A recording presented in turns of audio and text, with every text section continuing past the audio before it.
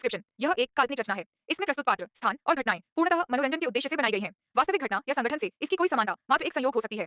यह कहानी हास्य, व्यंग्य या कल्पना पर आधारित हो सकती है और इसे वास्तविकता के रूप में न लें। दर्शकों से विवेकपूर्ण ढंग से इसका आनंद लेने का अनुरोध किया जाता है। दोस्तों, मैं तुम्हें आज सुनाऊंगी चिंटू और उसकी जादुई पेंसिल की कहानी। चिंटू एक होशियार लेकिन शरारती बच्चा था। उसे कहानियां लिखना और चित्र बनाना बहुत पसंद था। लेकिन एक दिन जब उसकी ड्राइंग प्रतियोगिता थी, उसकी पेंसिल खो गई।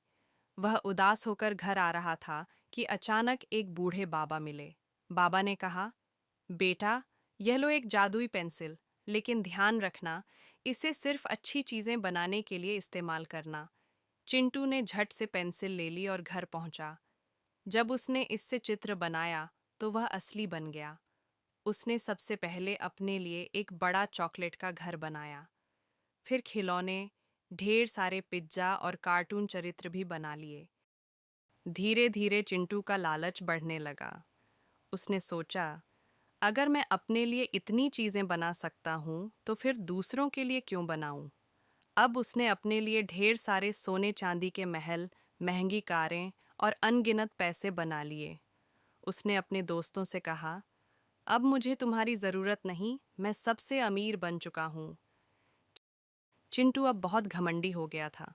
उसने स्कूल जाना भी छोड़ दिया और अपने जादू के दम पर राजा की तरह रहने लगा। लेकिन जल्द ही उसने देखा कि उसके बनाए हुए महल कमजोर थे, पैसे नकली थे और जो खाना बनाया था वह स्वादहीन था। धीरे धीरे उसकी बनाई हर चीज मिटने लगी। जब चिंटू के पास कुछ भी नहीं बचा, तब उसे बाबा की बात याद आई। इसे सिर्फ अच्छी चीजें बनाने के लिए इस्तेमाल करना। उसे अपनी गलती का एहसास हुआ। उसने जादुई पेंसिल उठाई और इस बार उसने अपने गांव के लिए बगीचे, स्कूल और खेल के मैदान बनाए। अब उसके दोस्त खुश थे और चिंटू को भी सच्ची खुशी मिल रही थी।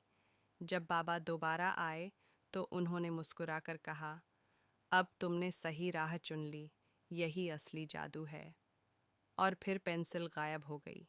लेकिन चिंटू को अब इसकी ज़रूरत नहीं थी। वह खुद अपने हुनर से दुनिया को बेहतर बना सकता था। सीख, लालच का कोई अंत नहीं होता, लेकिन अच्छे कामों से सच्ची खुशी मिलती है।